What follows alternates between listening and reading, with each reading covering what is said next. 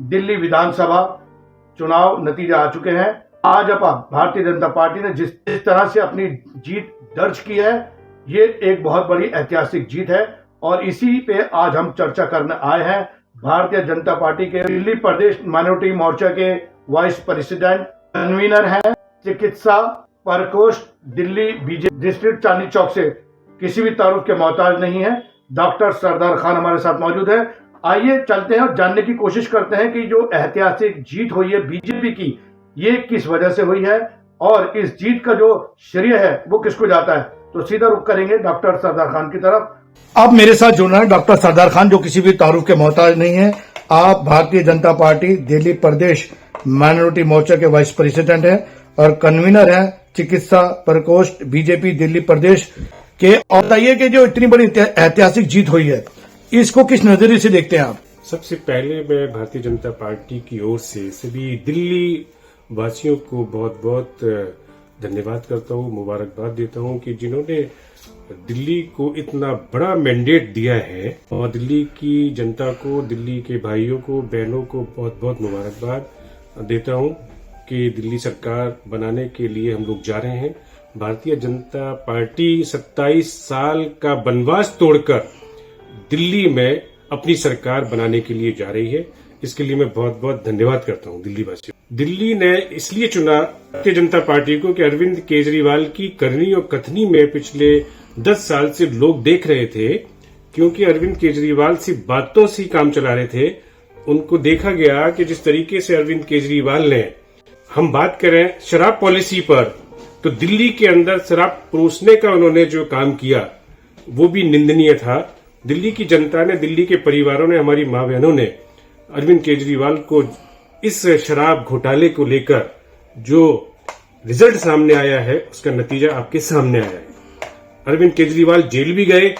Jail इसलिए गए कि एक भ्रष्टाचारी के रूप में वो और उनकी पूरी कैबिनेट, चाहे मनीष सिसोदिया हो, चाहे दूसरे हो, चाहे सत्येंद्र जैन हो, सब जो है घोटालेबाज थे और घोटालेबाजों की सरकार पिछले 10 सालों से चल रही थी। दिल्ली की जनता ने बिल्कुल दिखा दिया कि ये घोटालेबाजी की सरकार बिल्कुल नहीं चलेगी।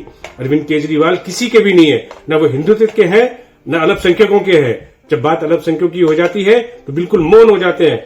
निजामुद्दीन मरकज की बात थी, बोर्ड की बात थी, जमुना पार के दंगों की बात थी और बहुत सारे ऐसे मैटर थे, इमामों की तनख्वाहों की बात थी। अरविंद केजरीवाल कहीं नजर नहीं आए और चुनावों में भी वो बिल्कुल नदारद रहे। तो दिल्ली की जनता ने बिल्कुल ये बता दिया है कि ऐसी सरकार दिल्ली की जनता को नहीं चाहिए। हर घंटे 24 घंटे पानी साफ कहाँ आ रहा है? पूरी दिल्ली की जनता रो रही थी। सीवर और पानी और सड़कों से ट्राई कराई हो रहा था। जो बात कर रहे थे कि हम इसको पेरिस बना देंगे, पेरिस नहीं, आज पूरी दिल्ली में आप कहीं पर भी चले जाइए, पूरा वर्स्ट कंडीशन मिलेगी। सारे इंक्रोचमेंट करा के रखा हुआ है। छात्रों को मुफ्त सफर की बात चल रही थी। पुजारी ग्रंथी सम्मान योजना की बात चल रही थी कि 18,000 रुपए पुजारी ग्रंथ को देंगे। अरे आप पर वक्फ बोर्ड के इमामों की तो तनख्वाह 17 महीने से दी नहीं जा रही थी। आप झूठे वादे क्यों जनता से कर रहे थे? इसलिए आने वाले समय में अब भारतीय जनता पार्टी का जो वनवास था वो खत्म हो चुका है।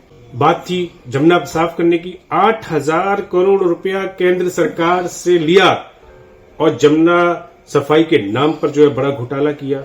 सड़कों को पेरिस बनाने की बात करी, उस पर घोटाला किया। घोटालों की सरकार से सब मंत्री अंदर जेल में जा रहे हैं और आने वाले समय में भी आम आदमी पार्टी के बहुत सारे विधायक, बहुत सारे मंत्री दोबारा जेल में जाएंगे।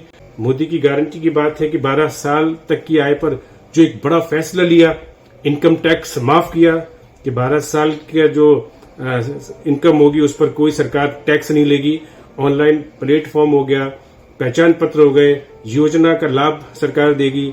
10 लाख तक का मुफ्त इलाज वरिष्ठ नागरिकों को मोदी की गारंटी में कहा गया है। ऐसे गर्भवती महिलाओं को 21,000 रुपए दिया जाएगा। 2,500 रुपए गर्भवती महिलाओं के लिए रखे गए हैं। घरेलू और कामगार लोगों को, ऑटो, टैक्सी और रिक्शा चालकों के लिए भी बात कही गई है।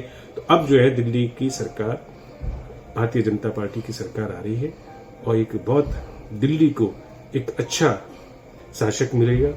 दिल्ली में लॉ एंड ऑर्डर जो बिगड़ गया था वो बिल्कुल उसको मेंटेन किया जाएगा। लॉ एंड ऑर्डर को मेंटेन करेंगे और मुझे उम्मीद है कि भारतीय जनता पार्टी और उनके सहयोगी और उनके जो भी मंत्रिमंडल में शामिल होंगे वो दिल्ली की जनता के लिए एक अच्छा कार्य करेंगे। मैं शुक्रिया अदा करता हूं धन्यवाद करता हूं दिल्ली वासियों का। धन्यवाद। जय हिंद, जय राष्ट्र।